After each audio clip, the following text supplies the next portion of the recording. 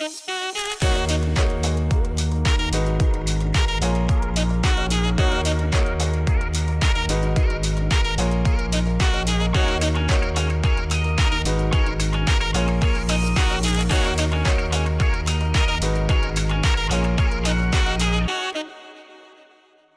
Mark.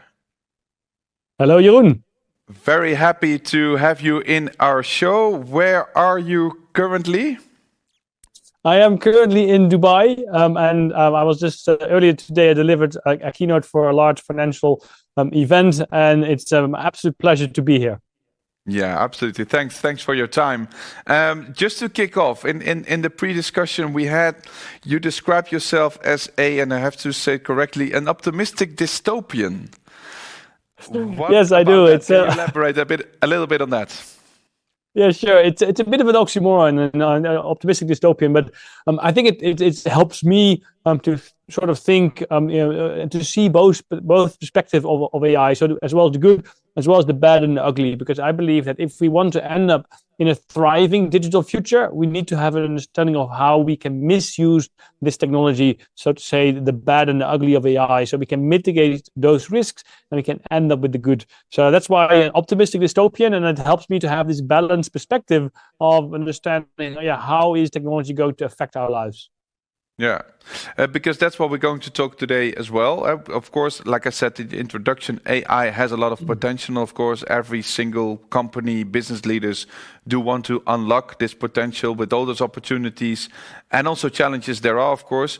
But today we would like to deep dive on what could happen, and we want to inform and also a bit of inspiring maybe our audience today on the risks that are currently at stake and the risks that you should be aware of. In your opinion, what are the 2 to 3 key risks, the key, let's say, crimes that one should be aware of nowadays? Well, I think unfortunately it is the case that AI is this really powerful technology, which by definition technologies are neutral, so they can be used for good and for bad. And we see already happening that criminals are really leveraging this technology to create harm in society, to steal money from businesses, to steal money from individuals. So I think the harm that can be done is multiple fold. On the one hand, we see the scams, such as deepfake scams, with the objective to take money from a company or from an individual. This is also from phishing. Phishing when through emails, your Nigerian prince speaks 30, 50 languages fluently nowadays, and it knows all about you. So it becomes a lot more difficult to detect the Nigerian prince. And to see that this person is really a scam, so that's a real problematic area.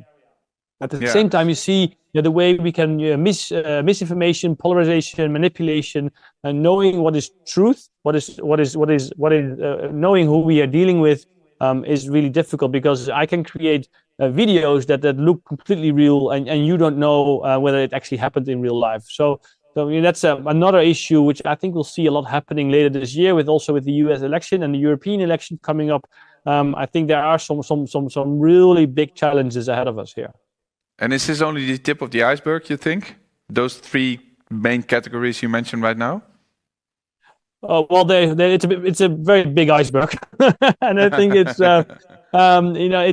yes. I think we'll see more ways how this can be misused. Another way that I see already happening is the jailbreaking of these large language models.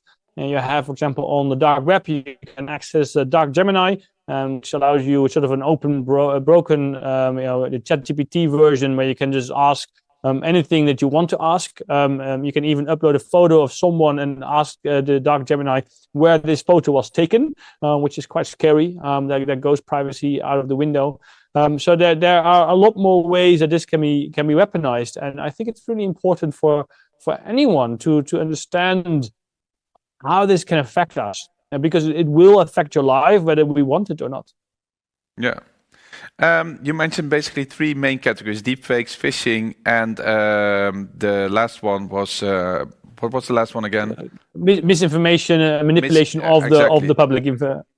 Exactly. To start off with deepfake, can you be a little bit more concrete. How does the deepfake technology can be used to really harm personal but also business security? Do you have some examples, for example, which we can think of?